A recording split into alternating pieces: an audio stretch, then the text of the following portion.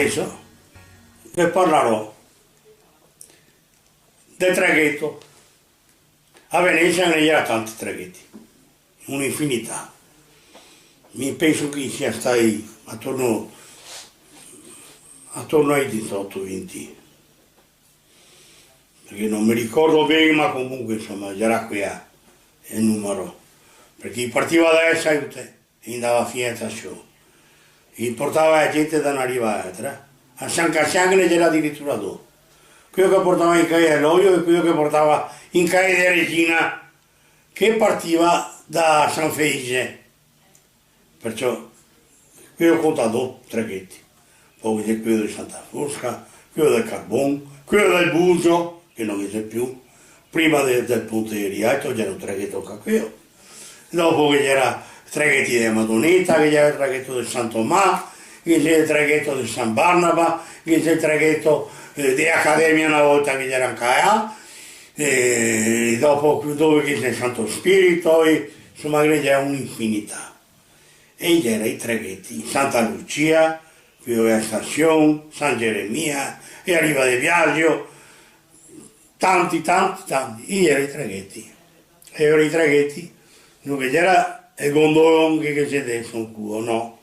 Che a volte anche c'era la gondola sua, dei gondolieri, che aveva il suo canotto, il suo rifugio per i remi, per il forco e per tutto. Gli cava con la notte a gondola, e c'era niente, c'era poveretti, dicevamo parte occa quando che si vedeva chi c'appava un franco, perché mangiava parte occa, ma che a volte non c'appava niente, era proprio un mestiere che dà fame, e dopo in ultima, come che parla prima, in quei precedenti dava a fare i cancelli, perché lui aveva pensione, non aveva niente, poveretti. Prima gli vogava e dopo gli moriva con il mezzo marinero in mano. Qui c'era qui che portava la gondola e qui che tirava la gondola. E questi qua c'era proprio la moglie che portava da mangiare, dentro si era su una tovaglietta e la suppiera coperta col piatto. Fame. E c'era i gondolieri.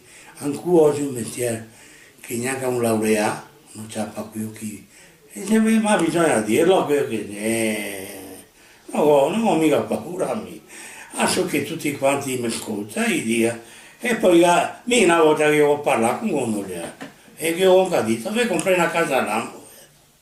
Se uno ha testa si compra una casa all'anno. Adesso ti vedi tante gondole che sta mesi coperte in riposo, perché io ricevo le mandibole, capito? Ma quelli che invece vuole lavorare, c'ha paschei a capelli. E sto qua mi ha detto, sì, ma sa che ti guardi e denuncia dei redditi che fermo. Bravo, dico. Che bravo che dico. Perché dico, mi dovrei credere a te di quello che ti mi dici. Ma è appena ti fatta per scriversi. E ti può scrivere quello che ti vuoi. Non so dirmi mica che ti scrivi, vero? Basta. Con qui siamo andati in smara. Siamo andati proprio in smaron, perché non ho più guardato. Ma ho detto la verità. E poi la verità non che se euro che appaga a fiori. Credeme a me.